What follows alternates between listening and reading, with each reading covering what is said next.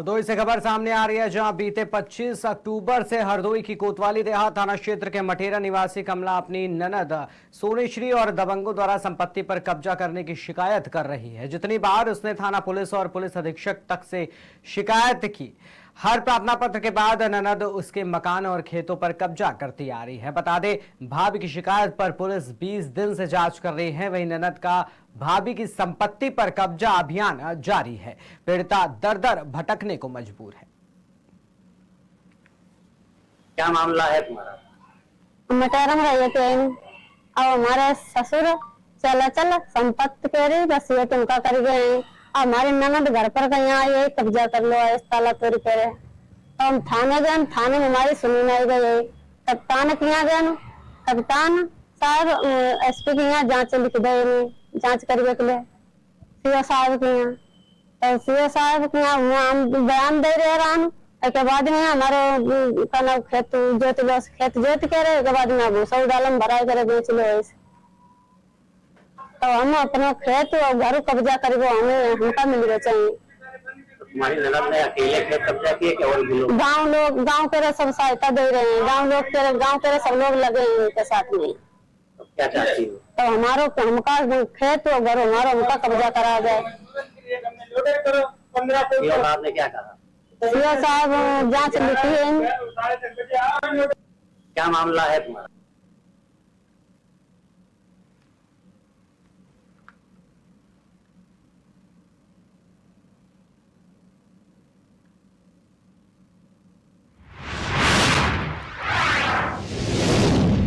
चित्रकूट जनपद से खबर आ रही है, जहां पर जवाहरलाल जयंती के अवसर पर शहर के एकेडमिक हाइट किंगसन स्कूल में बाल दिवस का आयोजन किया गया, जिसमें चित्रकूट जिले के अतिरिक्त उप जिलाधिकारी मोहम्मद जसीम और चित्रकूट प्रेस क्लब के अध्यक्ष सत्य प्रकाश द्विवेदी और स्कूल प्रबंधक मिनहाज आलम ने पंडित जवाहरलाल नेहरू की प्रतिमा पर पुष्प अर्पित कर उन्हें श्रद्धांजलि दी।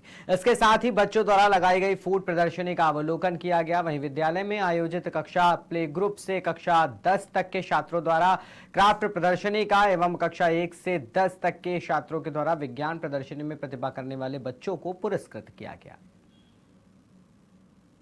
कैसे तैयार किया क्या है? We can make the model of fire alarm system. This system has made by us to explain people about the fire alarm system.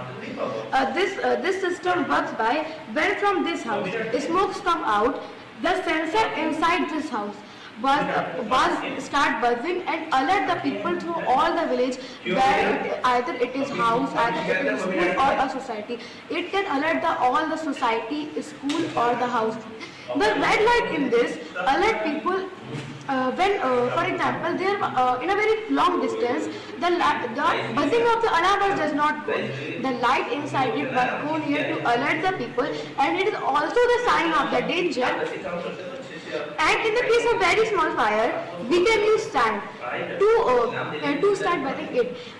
Because sand was cut the supply of oxygen. In the case of medium fire, we can use fire extinguisher. It is also cut the supply of oxygen because it is made up of carbon dioxide, and carbon dioxide cut the supply of oxygen. In the case of very high fire, we call to the fire station and call fire brigade. जैसे बेटा इसको किसी को वो simple में समझना हो तो इसका एक्सप्लेन कर दीजिए थोड़ा हिंदी में। हाँ। In simply we can explain जब भी मतलब ये एक ऐसा फायर अलार्म सिस्टम एक ऐसा सिस्टम है जो लोगों को आग से बचाता है। जब भी कहीं पे आग लगती है तो इसके जो सेंसर होते हैं अलर्ट होकर लोगों ये बचने लगता है और ये लोगों को अलर्ट करता है। आपका नाम बेटा? My name is Inaya Ahmad. और इनका नाम क्या है जो आपके सहयोगी? अंतरिका पटेल। ठीक है, ओके। आज ये प्रदर्शनी का जो कराया गया उसमें बच्चों के लिए विज्ञान के जो भी उन्होंने सिखाते हैं हम लोग साल भर पढ़ाते हैं उसको प्रैक्टिकली रूप में वो लोग समझें। इसके लिए हम लोगों ने उनसे डिफरेंट टास्क दिए थे, जिसमें बच्चों ने टोटल 80 मॉडल हमारे सामने ये बच्चों ने तैयार करके हमारे दिए थे, जिसमें उन्होंने डिफरेंट तरीके से लोगों को साइंस को कैसे हम लोग बेहतरीन तौर पे अपने साइंटिफिक तौर मानव यूजेस में इस्तेमाल कर सकते हैं, उन्होंने वो सब शो किया था।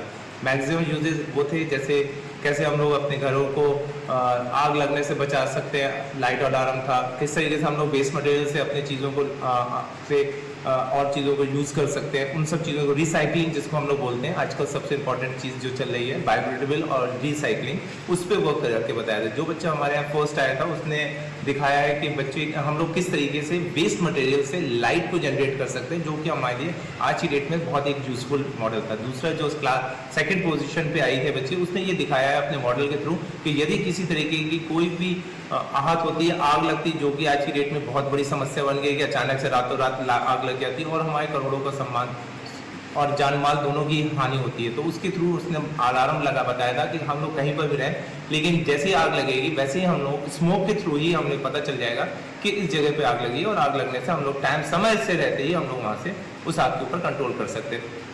इस तरीके से टोटल 80 मॉडल हमारे स्कूल के बच्चों ने तैयार किए थे और उन्होंने विज्ञान को बहुत करीब से देखा, समझा और अपने तरीके से उसको मॉडल को बनाया। कैसे तैयार किया, क्या है? Today we can make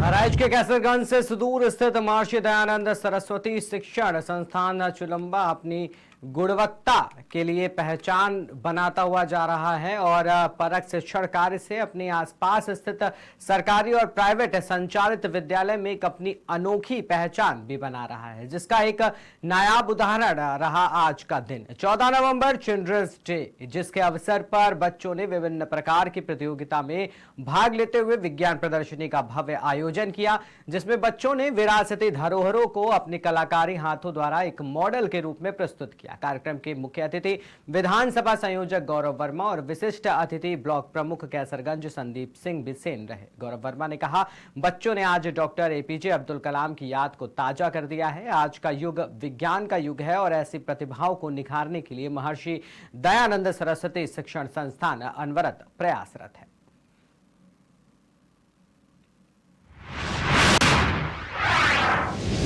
Kanpur से एक बड़ी खबर सामने आई है, जहां सपा विधायक समेत 127 लोगों के खिलाफ मुकदमा दर्ज कर लिया गया है। साथ ही विधायक अमिताभ वाजपेयी, पूर्व पार्षद वरुण पर भी केस दर्ज कर लिया गया। आपको बता दें, फजलगंज थाने में आरोपी को छुड़ाने के लिए हंगामे का आरोप है।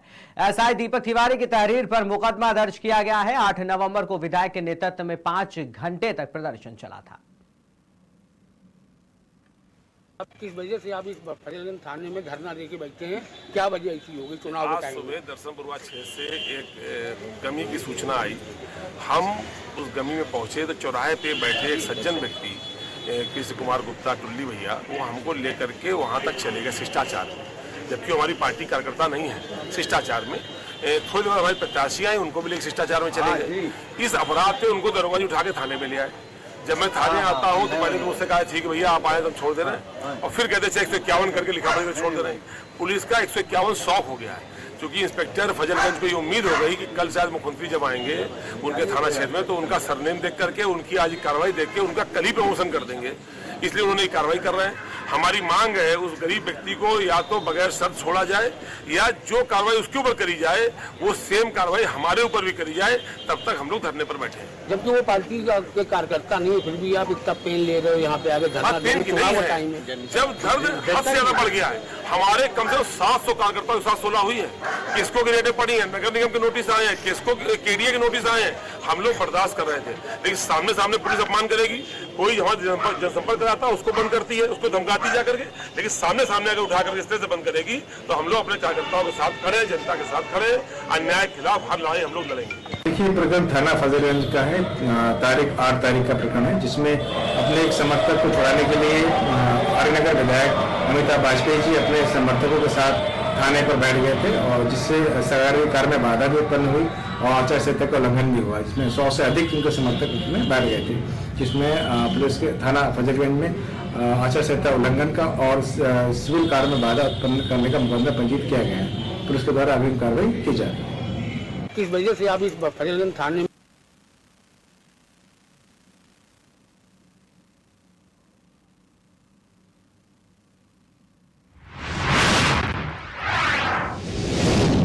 अमरोहा के रहरा थाना क्षेत्र के एक गांव में दबंगों ने रंजिश के चलते एक युवक के सर पर कुल्हाड़ी से वार कर उसे लहूलुहान कर दिया, जिससे उसकी हालत बिगड़ गई। मौके पर पहुंची पुलिस ने घायल को सामुदायिक स्वास्थ्य केंद्र में भर्ती कराया है, जहां चिकित्सकों ने युवक की हालत नाजुक देख उसे हायर सेंटर रेफर कर दिया। मामले की तहरीर पुलिस को दी गई है। पुलिस मामले की जांच पड़ताल में जुटी है।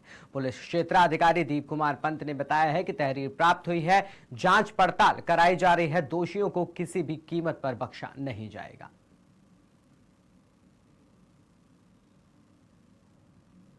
क्या नाम है आपका? आकाश कुमार। पापा क्या नाम है? सुखलाल।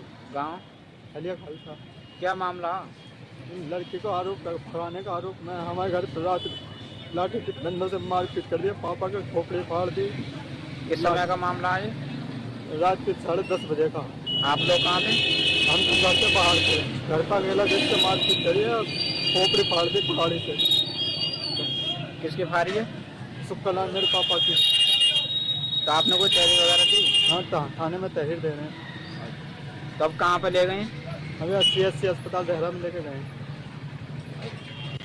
क्या नाम है आपका? आकाश।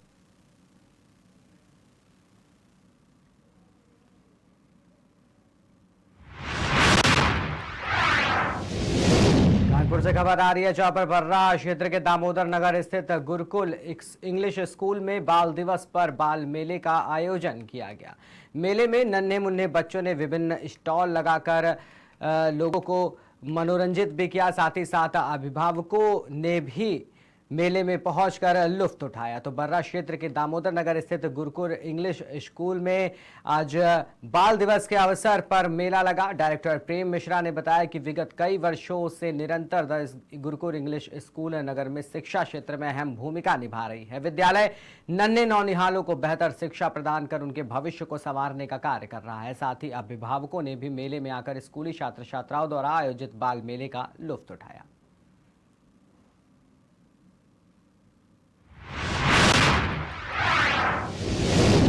खबर कन्नौज से है, जहां पर पुलिस महानिदेशक कानपुर जोन व उप महानिरीक्षक कानपुर परिक्षेत्र द्वारा कार्तिक पूर्णिमा पर्व के दृष्टिगत देखते हुए मेहंदी घाट कन्नौज का निरीक्षण किया गया। आपको बता दें कि कार्तिक पूर्णिमा पर हजारों की संख्या में श्रद्धालु मेहंदी घाट पर स्नान करने आते हैं, जिसको लेकर सुरक्षा व्यवस्था का जायजा लेने के लिए अपर पुलिस महानिदेशक कानपुर जोन आलोक सिंह और उप महानिरीक्षक कानपुर परिक्षेत्र जोगेंद्र कुमार ने पुलिस अधीक्षक कन्नौज अमित कुमार आनंद के साथ घाट का भ्रमण किया।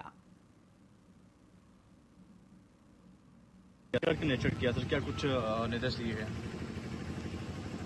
सर, आप जानते हैं कि आज से पूरी तैयारी हो रही है कल के कार्तिक पूर्णिमा के स्नान के लिए। मेहंदी घाट के अलावा 3 अन्य घाट भी हैं जहां पर जनपद कन्नौज में बड़ी संख्या में श्रद्धालु आते हैं स्नान के लिए। आज रात से स्नान शुरू होगा।